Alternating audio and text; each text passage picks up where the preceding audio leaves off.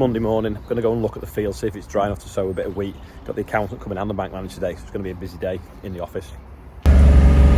It's looking like that milk flow's run out of battery going up the hill.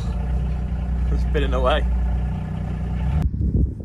This is the field that the OSR failed in.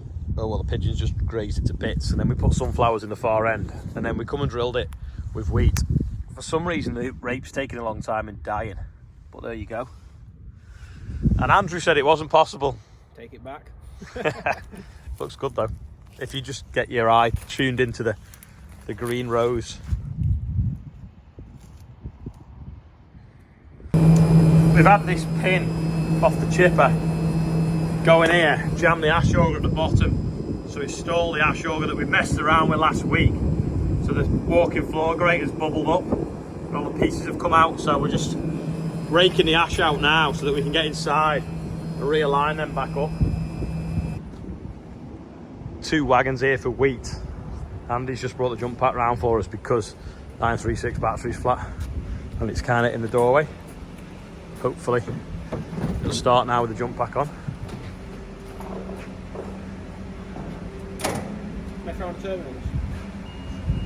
Right, we've got this started, it's bleeping at us saying it can't select its gear. Anyway, we've managed to still select neutral, so we're just going to tow it round the corner. Oh! Take the handbrake off.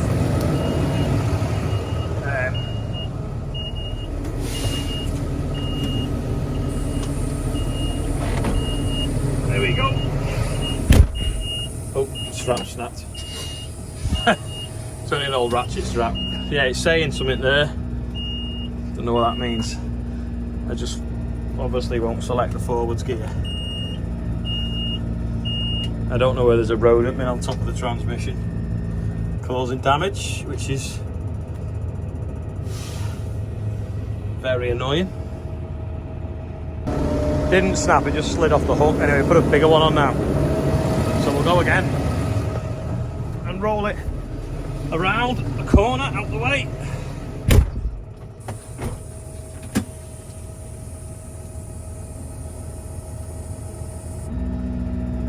I think the seat adjuster's the right height.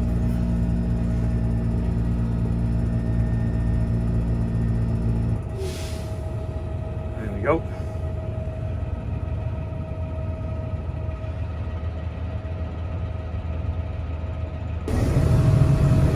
I just started it and stopped it again and now it's fine. So it must have just not liked it because we jump started it. It must have just booted up some of the ECUs in the wrong order.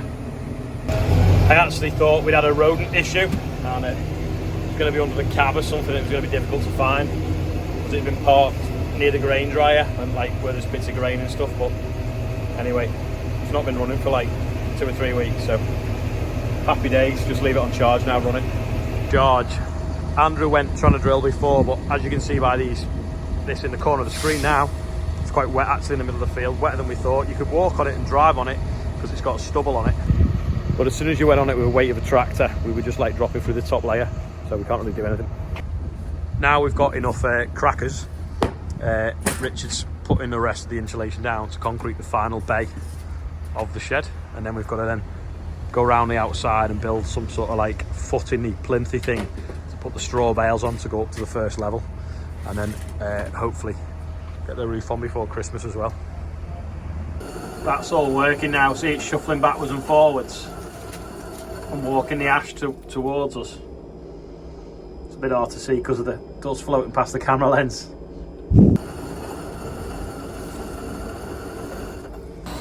All fixed now. It was actually burned away, but yeah, that pin out the chip out has caused chaos.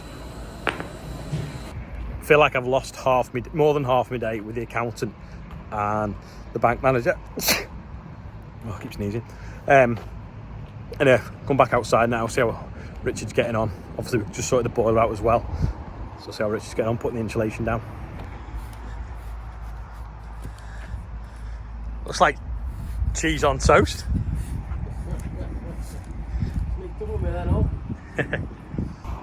It's the perfect day for concreting today.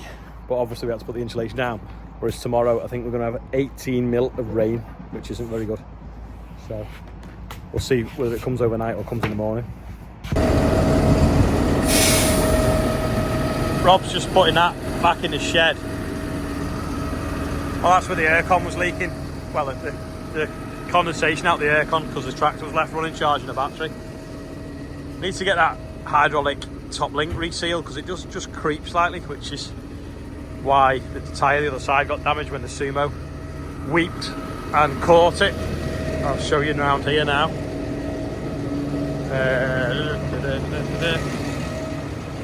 So this got damaged. So Rob jumped on it and didn't know the top link had crept and it was touching the tyre. Set off forwards and it caught it even though it was off the floor. Thinking about it, a new top link's probably cheaper than a new tyre. So maybe we don't reseal it, we just get another one. Ooh. The back. By popular demand. What's that, a medium? Yeah. Couldn't forget. Now back in stock. And we've still got a few calendars left as well. So shameless plug.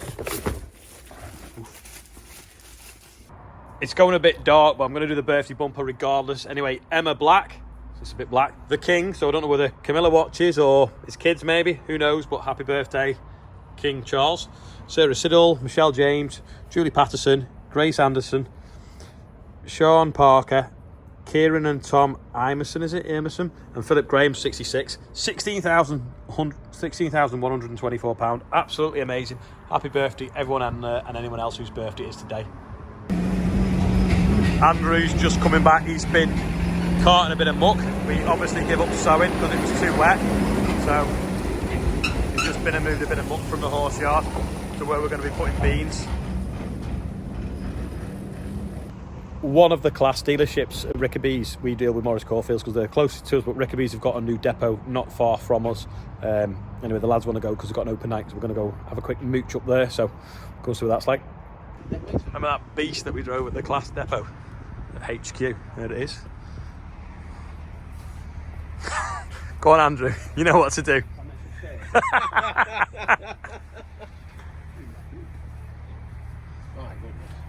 proper, that, isn't it? Yeah. So it's got weights on the front and deck weights on the back. 25-year edition. What tyres are it? Like 900s. It's a beast, that, isn't it? Do you think you got a cab on as well? No, I don't think so. Got 900 tyres on it. Big exhaust there coming out down the side. It's a bit weird, isn't it? Has it got air horns? Air horns as well. Oh yeah. No LEDs in it now. Cow spec. They must be LED. 500 horsepower, I think. Just took a picture of it from up here and it looks like a toy, it's that clean. That is a Claas reg. It's a memorial block, isn't it? Yeah. It's good, that, isn't it? Go on. It's a big toolbox, isn't it? Yeah. It's got to have blue in it. Yeah. Smells of rubber. Hedge cutters. Is that McConnell sprayer? Oh yeah, they bought Agri Buggy. That's our price range now. Quick mooch around the stores.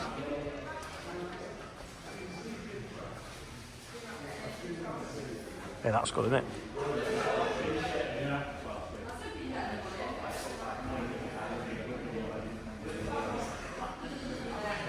Need a new battery charger. Ooh. Can never have enough funnels.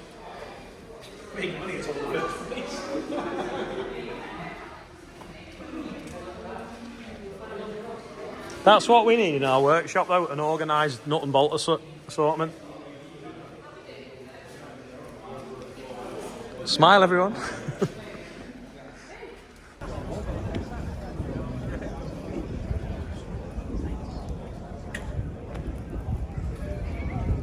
Spreader looks a beast in black.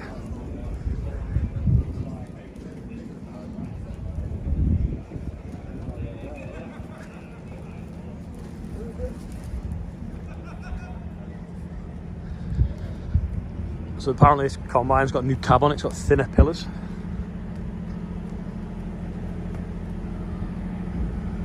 I've seen this before, I don't know what it is though. Oh, it's a hoe for veg stuff, I think. Everything's so shiny. So that way it's got a variable tyre pressure on the front of the forager.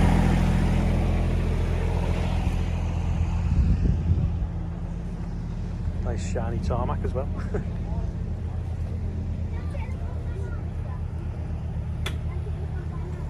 That's actually smaller than the one we used for cutting the summer barley.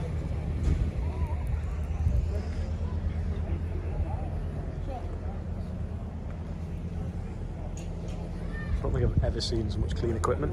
Someone's been busy with the pressure washer.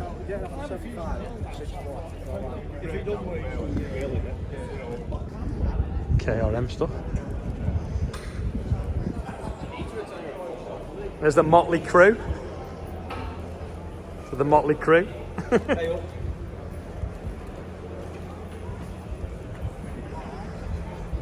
Set of butterfly motors.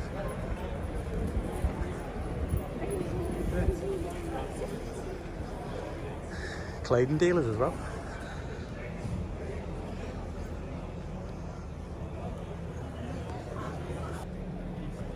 You sat on that cab, Richard, it looks a bit squashed. Is it not lower? It's definitely lower, isn't it? It's gone for a low bridge or something. How clean the workshop is. That's what we need to do with ours, clean it and tidy it and then like polish the floor. That was a quick look round Rickerby's new depot. Anyway, we are Morris Corefield's customers because it's our area, but we thought we'd go and have a look, especially as we get fed as well. Anyway, really impressive setup. Trevor Tyrrell, head of Claas, UK, Ireland, Europe and wherever, he did a little bit of a speech and introduced the depot and opened it. So anyway, I've put that at the end of the video if you want to watch it. It's about 4 or 5 minutes long. Anyway, thanks for watching today. I'll see you all tomorrow.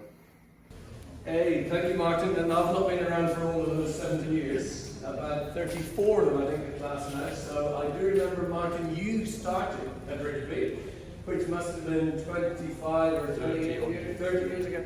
And Martin came from selling Mengele SH40 forages, if I remember. And we had to try and convince him that a self-propelled machine was much better than Mengele. That took us a few years, but he's not done too bad. No. Martin, thank you for that wonderful introduction. Ladies and gentlemen, thank you all for turning out tonight. Really great to see such a huge crowd in our brand new depot here in Bristol. I'm losing my voice slightly, so I'll apologise for that. It's so refreshing, and Ken, a message back to the Rickerby management and Will, to the Rickerby family. So refreshing to come to see a new depot opening, because what you hear about nowadays more and more is a depot's closing. You know, a dealer has two and he builds a new one and closes two and puts one in. Rickerby have not done that. You've expanded, you've grown, and you're opening a new depot. Also, what you hear a lot about is depots closing because the franchise has been taken away, or changing franchises. So what a relief, what a pleasure to come to a business, Rickerby, that's been with Claas for 70 years now, and you're expanding and opening a new location. And I think that's really what you see from family companies. So Rickerby is a family business, as we see from Will here tonight. Claas is also a family company. So maybe one or two things you don't know about Claas, that we're owned by a family like the Rickerby family. It's the Claas family. A young lady today, Katrina Claas, she's the owner. She has 3 little kids of her own, and she's also a farmer. So Katrina owns 4,000 acre arable farm in the east of England and 6,000 hectare farm in Australia. And besides the company of Claas and her farms and her children and doing a little bit of shooting, that's about all that she does. Everything, her whole life is to do with farming and agriculture. So she learns a lot about what's needed in the business, and I think the relationship we have with Rickerby is a family relationship, and that's dealing with family farmers like yourselves is also very, very important to us. So that's a little bit about Claas. Well, I've got a couple of things I'd like to do tonight. Of course, one is the formal opening of this new location. But I'd also like to say, and probably on behalf of Ken, to present you with one of our awards, because in Claas we do look at all our dealers to make sure they're doing things right. And it's very hard at Rickerby to find anything that you do wrong, Ken, sometimes, to be honest. So Rickerby's regularly come out as one of our top dealers, either Dealer of the Year or top in our Dealer Excellence Awards. And what does that mean? It means we look, Ken, to your business to say, have you got the right people in the right place with the right products, doing the right thing, basically, for your customers. So the workshop standards is really important, the training standards for the employees behind it, the part standards, and finally the sales standards. And apart from Martin, you keep the sales standards up pretty high level. And Will, just to inform you that for 2022, Rickerby's have been awarded yet again with one of our Dealer Excellence Awards, which means you come out as the only dealer in the UK and Ireland. Now bear in mind, we've got 80 dealer locations with 27 dealers around the UK, and only one has won one of these awards this year, and that's Rickerby. So I think that deserves a huge round of applause, Will.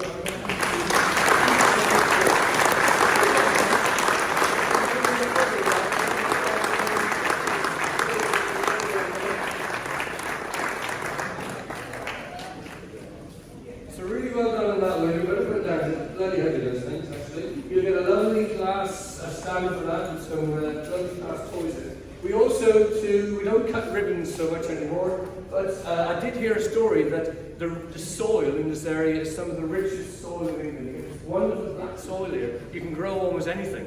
And with climate change, we did think that the next thing you might be growing, if you want to make a fortune, buy one of these farms out of it, because in the next generation you'll be growing vines here, you'll be growing wine. And so I brought along a bottle of Burstco champagne. Looking to the future, one day when all you grow up here is grapes because it's so hot, it's a little bottle of Burstco champagne, and that's to celebrate the open tonight and to pop the cork, as it were, and celebrate the opening of this wonderful new guys. So congratulations on the new location, and thank you for your investment in Claas.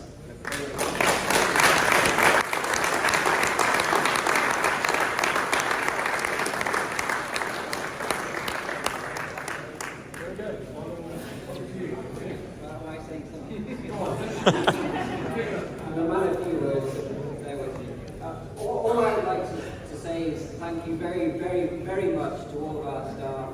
It comes, everything that we do for our customers, really, I can't stress enough, it is our staff. They're brilliant people. They were dedicated to all of our customers, and it really does come from the top, not from me, but from Ken and from Martin, who I'm incredibly grateful for.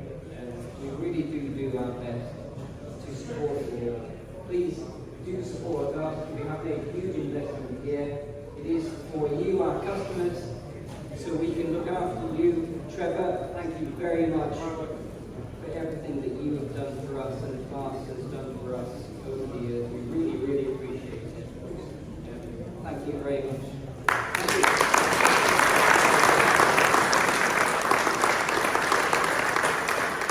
So now I'm going to guess that's all there is for tonight. Make sure you've got a ticket for your burgers, for your drinks, and make sure you meet all of the staff here tonight. They're all ready and willing to take your orders, or else be ordered out of the premises late at night. So, Ken, anything last I've missed? All good. Look forward to talking to you all this evening. Thank you very much.